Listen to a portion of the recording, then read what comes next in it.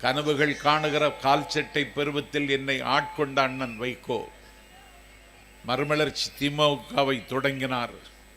அந்த கட்சி மண்ணோடு மண்ணாக மக்கிவிட்டது.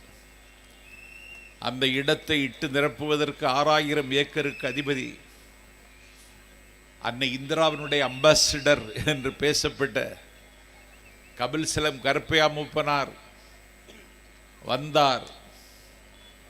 தமிழ் மாநில காங்கிரஸை தொடங்கினார். அவர் கல்லறை குயிலானதற்கு பிறகு அவருடைய புதல்வன் JK வாசன் அந்த கட்சி மிக குறைந்த விலைக்கு மோடிக்கு விற்றுவிட்டார். அந்த இடத்தை இட்டு நிரப்புவதற்கு விளிம்பு நிலை மக்களின் மீது பாசம் கொண்ட கேப்டன் பிரபாகரன் இன்றைக்கு தேசிய முற்போக்கு திராவிடர் கழகத்தை தொடங்கினார். அந்த கட்சி இன்றைக்கு எந்த இடத்தில் நிற்கிறது என்று மச்சான் சதீஷுக்கே கண்டுபிடிக்க முடியவில்லை. அந்த இடத்தை இட்டு நிரப்புவதற்குத்தான் உலகநாயகன் கமலஹாசன் என்னுடைய தமிழ் சினிமாவிற்கு ஒரு நாள் உலக அங்கீகாரம் கிடைக்குமானால் அதை வாங்கித் தருகிற போகிறவன் கமலஹாசன் என்று நான் நம்பியிருந்தேன்.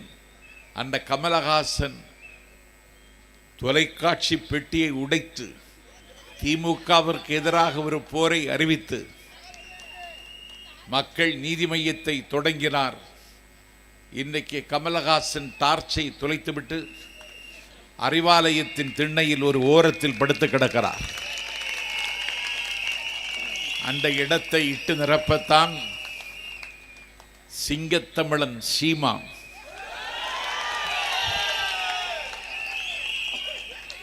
தமிழ் தேசியத்தின் தன்னிகரில்லாத தலைவன் பிடல் காஸ்ட்ரோ, சேகுவாரா, ஹோசிமின் போன்ற நிகரற்ற வீரர்களை விடவும் நிகரற்ற வீரன் என்று தமிழர்கள் கொண்டாடுகிற எங்கள் தம் பேரை சொல்லி பிழைப்பு நடத்திய ஒரு ஈனப்பயல் அவன் தொடங்கிய தமிழக வெற்றி கழகம் எங்கள் தலைவர் எங்கெல்லாம் வருகிறாரோ அங்கெல்லாம் அது அடக்கம் செய்யப்படுகிறது.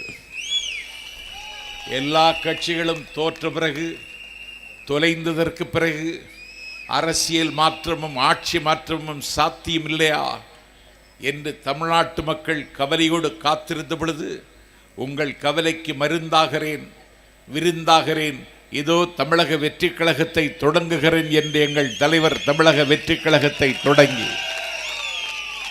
ஆண்டுகள் 2 முடிந்து விட்டது. நேற்றைக்கு தமிழக வெற்றி கழகம் குருஷேத்திரத்திற்கு அணியமாகிவிட்டது. நடைபோகிற குருஷேத்திரத்தில் ஆயுதத்தை கீழே போடாத அர்ஜுனனாக எங்கள் தலைவர் களத்தில் நிற்கப் போகிறார்.